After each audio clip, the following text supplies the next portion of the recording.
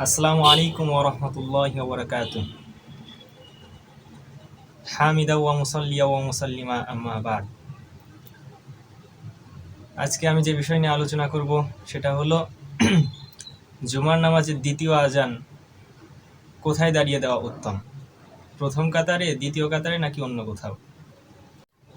এই বিষয়ে ফতোয়ায়ে শামির ৩ নম্বর খণ্ড ৩৮ নম্বর পৃষ্ঠাতে আছে, ওয়াইওয়াজ্জিনু সানিয়ান বাইনা ইয়াদাইহি আই আল খতিব, অর্থাৎ জুমার দ্বিতীয় আজান খতিব সাহেবের সামনে দাঁড়িয়ে দিতে হবে। এবং বাহরুর রায়েকের ২ নম্বর খণ্ড ২৭৪ নম্বর পৃষ্ঠাতে আছে, ফাইজা জালাসা আলাল মিম্বারি উজ্জিনা বাইনা ইয়াদাইহি ওয়া উকিমা বাদা তামামিল খুতবাহ,